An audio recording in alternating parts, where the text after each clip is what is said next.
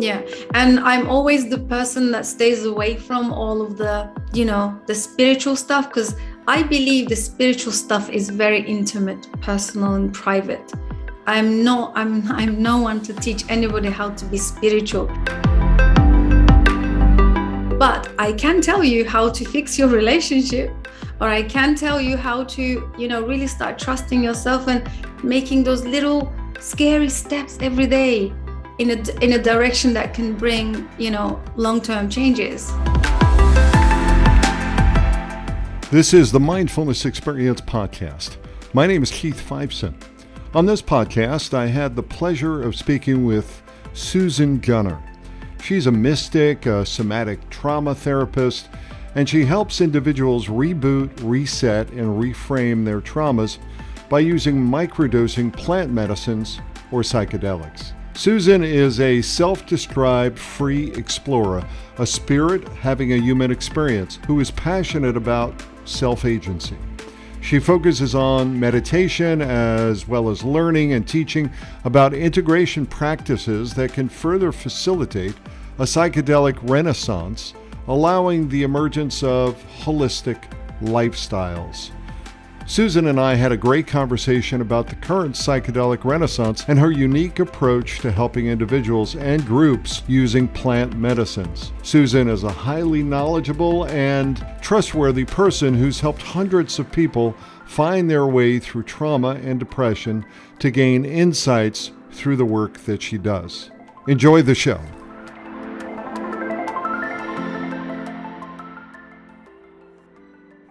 Hey. It's Susan Gunar. Oh my goodness, Susan, I am so glad to have you here. I've been following you on LinkedIn. I've been following what you've been doing in the psychedelic space, and it's really a treat and it's really an honor to have you here. Susan, what is happening? What's going on? Hi, Keith. Thank you so much. Thank you for having me. It's such a pleasure to be here. It's a pleasure to have you. And you've been in the space for quite a while, and you're making really quite a huge impression. I've listened to you in Clubhouse. I've listened to your podcast. I've read the work that you've been doing, and you're a holistic psychotherapist. What does a holistic psychotherapist do? That's a great question. Holistic psychotherapist does all kinds of holistic stuff. So fully integrated, mind, body, spirit. Absolutely. Okay. Mm-hmm. And your area of specialty is really now in the psychedelic space. Is that fair to say? Yeah, that's correct. Yeah, it's more about around the trauma-informed work with psychedelic medicines. Mm-hmm. And previously, my work entailed doing lots of mindfulness work, meditation, yoga, and all the beautiful things. I love that. That's my space. Yes, mm-hmm. Great stuff. Yeah. So I love that too. So there's a natural integration for you doing the work that you're doing now. Yeah. Yeah, absolutely. So then from there, I transitioned into doing more of which I call the somatic work with the psychedelic medicines, specifically microdosing, actually, which is very new. Mm-hmm. So microdosing is known for, using it for flow states, improving focus, mainly. A lot of entrepreneurs are drawn to it. A lot of people are drawn to, and then the mental health. We have the mental health group of people, where they come in and they seek wellness and, full the benefits of mm-hmm. the microdosing. But then our work is very different, very specific, and it kind of speaks to the trauma-informed aspect of the processes. Mm-hmm. So that's very different. Right. And psychedelics are really, I as you well know, I just wrote a paper around mindfulness and psychedelics and the use of psychedelics to go ahead and deal with that. But you talked about something that I really want to jump into or unpack a little bit more. You talked about 4 flow states. Can you just unpack that a little bit more? What are the 4 flow states? The flow states, are very popular right now. People mm-hmm. want to, there's Stephen Kotler and some mm-hmm. of these great guys. Lots of people are really doing amazing work with the flow states. Flow states is where you step or you tap into mm-hmm. A state of where you are in the now, in the present moment. You're in your creative state. You're in that powerful state. So, microdosing is very popular for people that wanted to, tap into that flow state. So that's what I would say. If you, I'm sure your listeners and you have been also looking into microdosing for flow states. It's very common. It's out there. But the difference is that we don't do the flow states.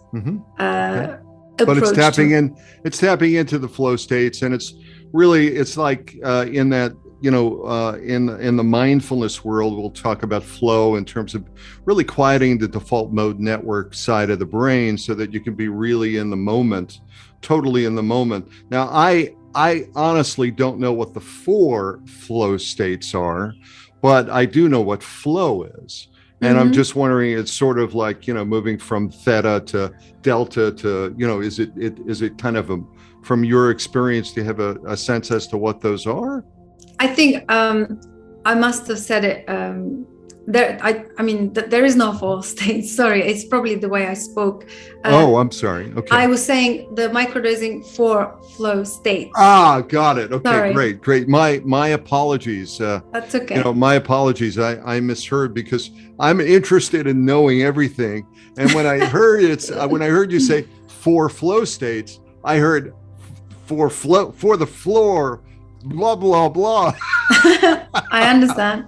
That's okay. It's probably my accent. No, it's all good. It's probably my accent as well. So your accent is wonderful. I have to say, your accent's wonderful, and it's my hearing that I'm an old guy. Give me a break. Seriously. I have a big white beard. Come on, help me out here. Yeah. So it's for flow states. Oh, got it. But again, I love that you said microdosing to give it a break, the default mode center, to just take a break so that you are in the now. I like that. I like that description. Absolutely. I think that's also the space where we do a lot of trauma work. Right. That's beautiful. Now, your website, you have this website, and it's Psychedelic Conversations, and you talk about resetting using microdosing, and you have an integration program. Can you talk about what these programs are all about? I mean, what do you do in a microdose program? I mean, I'm very clear. I read the site, and it says we do not advocate or provide the use of plant medicine or whatever. Specifically, you don't give people their dose, but you help them in some way. So what is the program all about? Can you talk to that? So the integration, the microdosing, the reset integration program specifically, it's a 6 weeks long process. Yeah. It's a group process. So it's actually, it's a global people coming together and who are, interested in or are also being microdosing without guidance, without any kind of help or coaching. So it's a container that we go into, and microdosing as a tool is the secondary to what we do. So stop for a second. I just want to go back because listeners may not really understand the word container. You're not going into a shipping container. You're not going, right? You're creating a container, which really is kind of code word for a really safe space where people can feel that, it's sacred and they can trust whatever goes on in the room to not kind of spill out. Is that correct?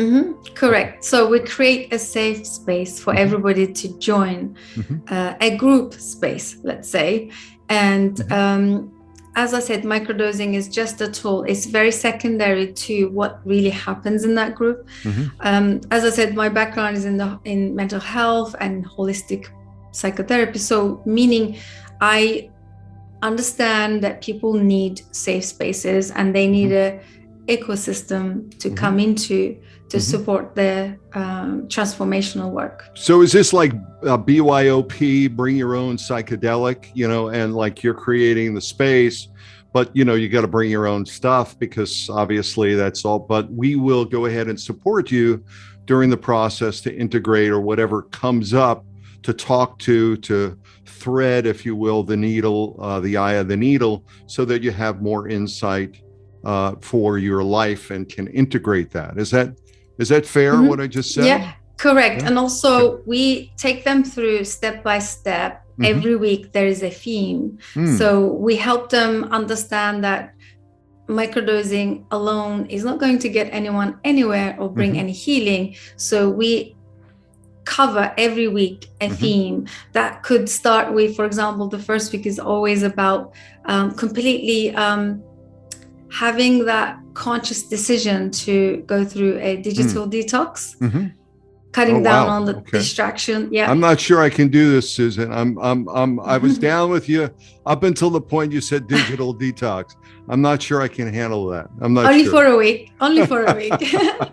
Only for a week. All right. And then we kind of build from there. We stack every week a new theme, new approach, movement to nutrition, all kinds of things that really, stays with people and they learn. We even advocate fasting, including intermittent fasting, all kinds of different things, modalities, mindfulness as well. So this is, in my vernacular, as we start doing mindfulness, because it's a very mindful approach, and to be very serious about it, what you're doing is you're helping people to regulate, to co-regulate, to get calm, get clear, and get connected to what, the setting that you're setting up for them, right? And then you're giving them the opportunity to really bring out whatever their intentions are so that they can go ahead and be a part of that. Is that and really achieve whatever they want to look at? And I imagine you're looking at some really kind of sticky stuff, right? Not this isn't all bright and cheery stuff. Let's have a party and have a little bit of a rave. This is like deep stuff, deep work that you're doing. Absolutely. And what kind of can you, without talking about anyone specifically, can you talk about the kind of trauma that you're working with, if you don't mind? Yeah, even before the microdosing integration processes, I did work with specifically one-on-ones privately with a lot of people who suffered from childhood trauma, PTSD, all kinds of different, symptoms, complex PTSD, to Alzheimer's. I've actually worked with autism. People that are on grown-ups that are on the autism spectrum. So all kinds of stuff. But what I really wanted to say is that bringing the intention and helping people to be super clear on their intention and setting in their own spaces, and also bringing in these every week a new theme just like on top of each other, on top of the previous week. I think it really creates the space for people to go deeper within themselves. So we are looking at some of the things that we're looking at are the abandoned pain. I talk about a lot, unacknowledged grief, right? Unexamined rage, anger, all these kind of pathological anxiety, pathological symptoms, chronic pain, like what is that? So we kind of go into these kind of, we examine a lot, and then things come up. People do, when they feel safe and they trust, and as you said earlier, when we start to co-regulate, things do come up. As you know, the more safer people feel, the more mess comes up to deal with. I love what you just said, because there's something about that I start talking about emotional literacy, and one of the problems that we have as kids is we don't have the emotional literacy. We don't have the words to describe the pain that we're dealing with, or the stuff, or the trauma, or the whether or not it's implicit, seeing mommy and daddy leave, or, seeing someone get hit, or whatever it might be, or abandonment, as you say. So you're really digging into the setting, allowing people to reframe and realign themselves, if you will, just like you would a car that's out of alignment. You're helping them to really take take the steering wheel of their lives and really kind of put it back on the road to say, okay, yeah, these are the roads we've been down. These are the things that we've done. I have words for that now, and I can go ahead and go back, on the road with my life. Is that fair? Yeah. Correct. Mm-hmm. Oh, good. And so it is effective in terms of helping people improve the quality of their lives. And have you seen that? Specifically, I looked at the website. You get some marvelous testimonials. Yeah, it's wonderful to see how people are actually willing to do the work when the space is created, and when there is a community, because I'm very much interested in community or group processes. I love community work. I love bringing back the community-centric approach to people. I think that's why, especially with the psychedelic medicines, as you know, whether it's microdose or big doses, I think one of the key things that are missing is the ecosystem, having that container. Right. And once we have that, incredible things happen, amazing, experiences, people have incredible results, benefits amplify. So I've actually had lots of people joining the integration program where they are not new to the microdosing. They've been microdosing on their own, different times in their lives, different ways, and they said they've never seen anything like it. As soon as they were in that safe container with other people, they could see the way that it could really that it was amplifying the benefits. Yeah, it's beautiful because, to your point, in community, when you're dealing with people and it's a safe community, you're able to normalize the trauma. You're able to, you're able to see that what flows through you flows through me. And, hey, we're all interconnected in one way. It's not just, and the people who aren't talking about it are the people who haven't maybe done the work. They really, or they've stuffed it down so much, or they've submersed it into some other activity that, they don't want to deal with their pain, but they sure know how to drink a lot. That could be the other answer to it. So what potential problems do you see? Because I know I was going to ask you about, you had mentioned a larger dose, and, Terence McKenna talked about the heroic dose, right? And talked about the whole idea of taking 5 grams of psilocybin as a heroic dose and then doing it alone. And, you're talking about something that's very different, which is, and I don't, know what you recommend in terms of dosages or any of that. And I'm not sure this would be the right place to talk about that anyway, but, feel free. When someone is on their own and they're not with someone like Terence McKenna would recommend, and certainly people can look up his name. He coined the phrase, the heroic dose. What are the differences between doing it like that alone, in your view, versus doing it in a community where you've got the set setting and you've got the container? Is there a difference in your view? Yeah, I don't recommend the heroic dose anyway. I don't advocate, or I don't think people should be going for big doses unless they have an ecosystem. What do you mean by ecosystem? Having that environment when they come home, so I'm not actually, I don't also agree with those big experiences that people travel across the world to go to the countries that are, these medicines are legal, like Peru or Costa Rica or some of these places that we know. I don't actually believe that's the solution. That's the way that we can help people, because they only come back to their they come back to the regular life, right? Reality, that probably to feel more isolated and not supported. And then they go back to their old ways. This is not the work that I, promote or even advocate. I believe in small incremental changes, very tiny, subtle little steps daily that could help us become a good, I call it the 3D navigator. I love the term becoming a really good, free physical world, the reality that we perceive, to become a good navigator in this world. So that's where my somatic background comes in. That's probably why I choose to work with integration microdosing, because firstly, I'm not a shaman. I'm not a Krandarita, or I'm not an indigenous. I don't carry any indigenous wisdom in my roots with these plants that are so on trend right now. It's very popular, very trendy. Right. I mean, everyone says, hey, let's go down to Peru and visit a shaman and, do some ayahuasca, and then, let's see our lives change.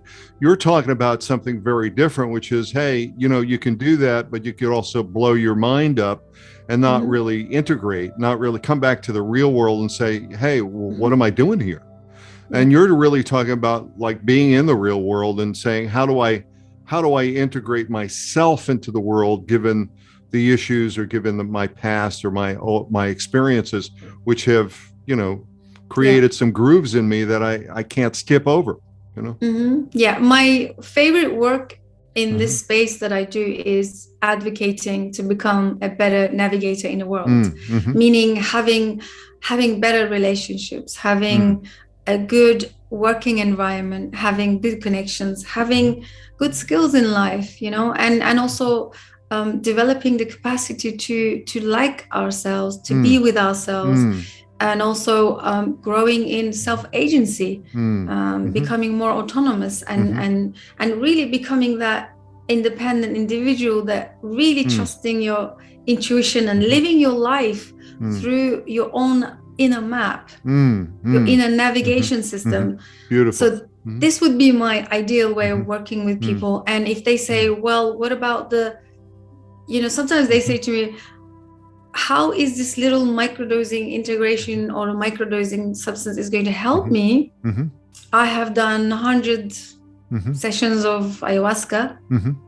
Right. And I've seen it all. I know how to connect to the universe, the cosmos. Right. And I'm always saying, well, is it directly reflecting to your life? Right. Is it sort of out there, or are you able to bring it back and apply it in the world? Yeah. Yeah. And I'm always the person that stays away from all of the the spiritual stuff, because I believe the spiritual stuff is very intimate, personal, and private.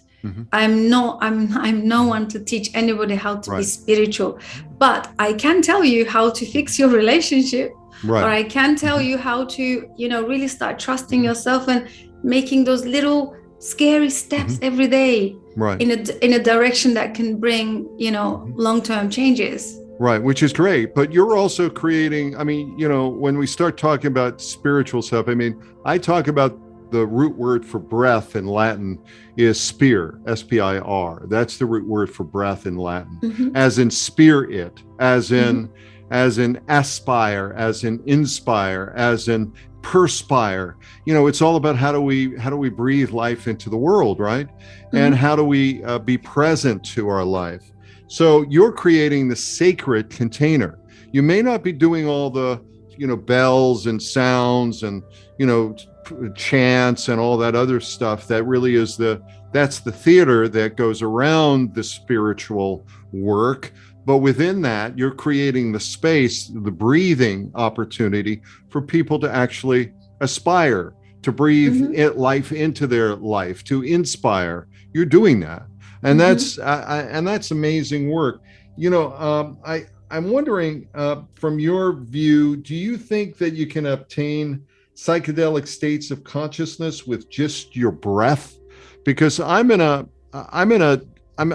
also looking at the work from Stanislav Grof, and I'm looking at, he did this work with holotropic breath work to describe different states of consciousness. And of course, Stanislav Grof was one of the leading researchers who was involved with Timothy Leary in LSD research in the 50s and 60s. And I'm wondering, do you use breath work in your work, and do you do some of that? Give me your thoughts about some of that work. I actually don't. I haven't had the training, the holotropic breathwork training. I do know really well. I am following his work, and he's one of my favorite person in the psychedelic space. However, I haven't experimented or explored the holotropic breathwork just yet. I am interested. The thing is, I probably will explore it myself. And then probably if it's something that, so the thing that I do love doing is things that I've explored and I like and I've seen and I can share with people, right? So I also believe to keep it sort of, I could be literally doing so many things and so many trainings and so many certification programs because, there's so many things out there. However, I do believe you can access those states. Right. There's no doubt that, we can or we cannot. It's not even a question. I believe that breath is the life, and we can get to those states with breath work. Right. And of course, the work that you're doing is giving space to that and allowing people to start to dive deep and do the integration work in a very, very intentional way. Can you talk about the idea of how you create the intention, the setting, and you do some of that integration? Because that's really at the heart of the work. Are there manuals involved? Are there pairs and shares, dyads, triads? I'm using some speak, if you will, to really kind of get into the kind of community aspects. If, as you say, this is really at the heart of the work that you do. Yeah. Yeah. So the setting and intention, probably the only part where I get a little bit woo-woo.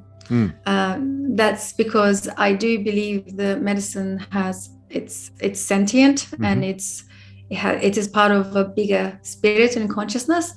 Therefore, I do encourage people to approach it sacredly with a prayer, affirmation, intention, say, or ask for help, speak to it, speak to your medicine. What do you want to show me? Where do you want to take me? I really don't know what I want in my life at this point. What is there for me? Those kinds of things, you mean? Yeah, absolutely. Like there was I could share one example. There's one participant, she's been microdosing for a while, and she was saying things like, very superficial and needy, from a needy place, like can I have this, or can I do this, those kind of intentions. But then the moment, I remember she said, the moment she changed her intention to something like, show me who I am, or show me who I became, or one of those, like along those lines, everything changed. So intention can be anything that, not necessarily a positive affirmation, or I want this, can you help me get this, or can I biohack myself and become really super intelligent. Lord, won't you buy me a Mercedes Benz? So it can't be from a needy place, but also it can be a beautiful prayer or a positive anything. But what's more important is not so much about what we say, but how we approach the practice, creating a sacred, ritualistic approach on a dose day where we show up, maybe light a candle, maybe, have that silent reflection and just have that silent few moments, just be there, be with the medicine. And those kind of little things, on your those days. And I always recommend Fadiman's, because James Fadiman has been paving, he's the kind of the single-handedly paved the way for the microdosing movement.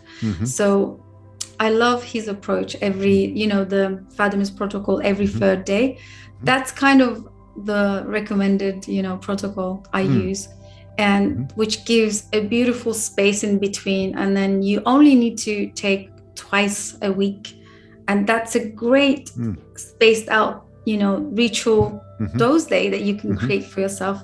I think it really changes everything, and it becomes I always say it turns the mundane into sacred. Wow, that's just, I love that. I love the intention, I love the setting. I also love the fact that you don't have to go to Peru in order to go ahead and change your life, or to go ahead and have an epiphany, that you can do the work if you're with a group specifically that allows you to go ahead and be seen, be heard, be recognized, and allows you to go ahead and integrate and normalize, some of your trauma and some of your issues. Now, I know we're getting towards the end here of our time, but I do have a question for you. In one of your blog posts, you talk about the wounded warrior, about the armor and the growing tired of the fight. Mm-hmm. And you say you talk about coming face to face. You specifically talked about coming face to face with a 6-year-old girl, full of anger and full of pain, betrayal, and abandonment. You talk about using plant medicine to leave the darkness of the cave and to come into the light, to really face that. Would you mind talking about that specifically, and how, what that experience was? And, feel free to share as much as you want or as little as you want, but it struck me and it really touched me. And, mm-hmm. I didn't want to leave our time together without kind of hitting that, or, if you forgive the term, without kind of touching on that in a kind, tender way, if you don't mind. Mm-hmm. Yeah, absolutely. So this is the piece where we talk about the abandoned pain, the trauma, and what we carry inside, the rage, all of that. I think my understanding is that we're all trauma survivors. Mm-hmm. I haven't met anybody who has not had any experience that didn't cause any trauma, whether it's micro or macro. Mm-hmm. So we all carry that little infant or a little child within us that is wounded. So in psychedelic medicines, this is very common that we always connect to that part. Mm. So some people call it inner child work, which I don't.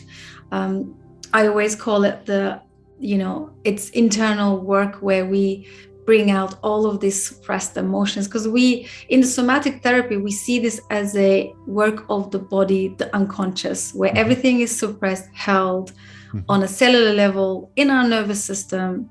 Mm-hmm. And we cannot tap into that until we allow ourselves to be vulnerable and be cracked open. And psychedelic medicines do an amazing job doing that. So people can do so many years and years of therapy, but luckily I didn't have that. I came into wanting to learn and study psychology rather than be the patient in therapy. So that was my curiosity. I've always been very curious, like yourself, you said earlier, wanting to know everything. And I quickly dived into psychology and why people do what they do. And of course, realizing that we are self-deceived beings and not realizing that I'm too carrying so much. This was like the biggest highlight and the breakthrough of my own work, realizing that all of these experiences created this shell that we hide behind. And for me, that shell was cracked open with the psychedelic medicines. That's so beautiful, and thank you so much for sharing that.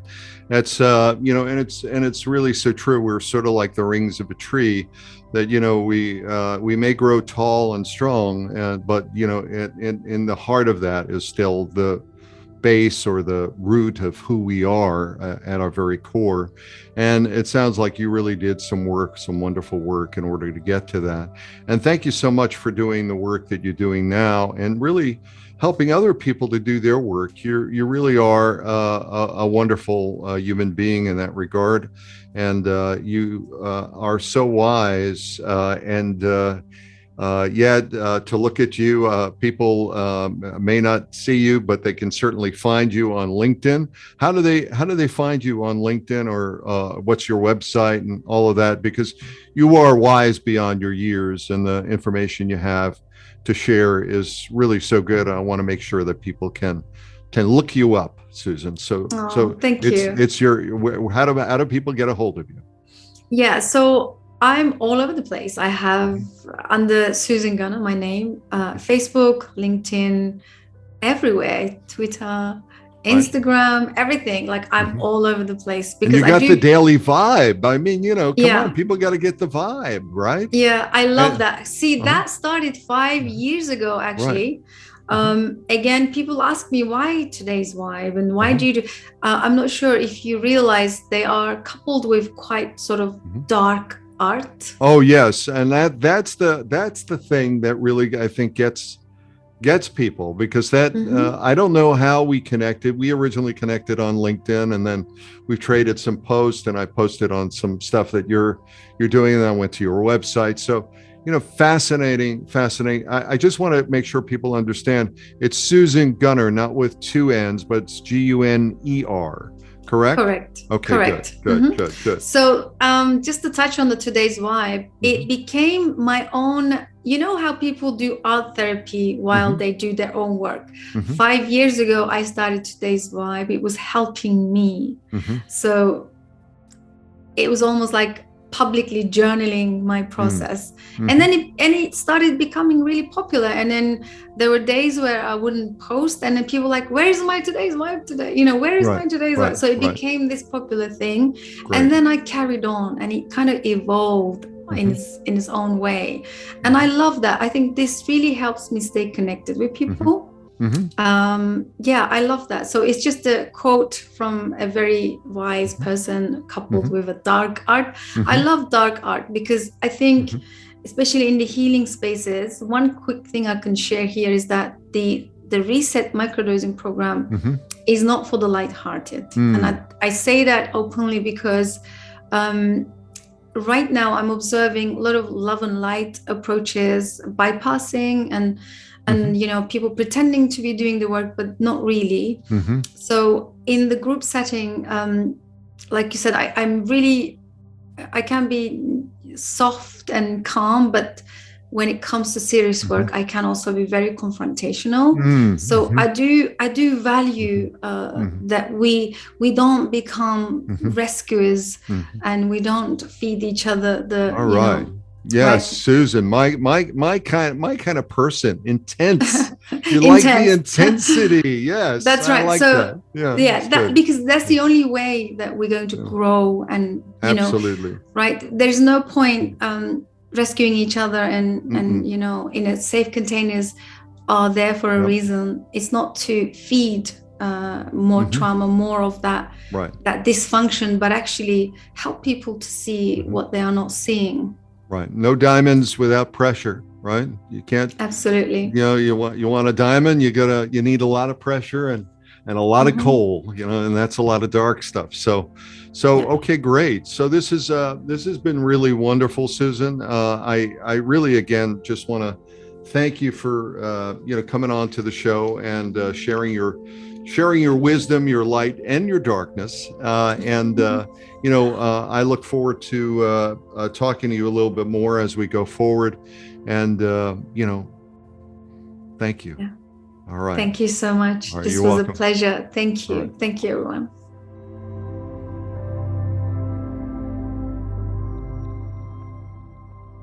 Thank you for being a part of the Mindfulness Experience podcast.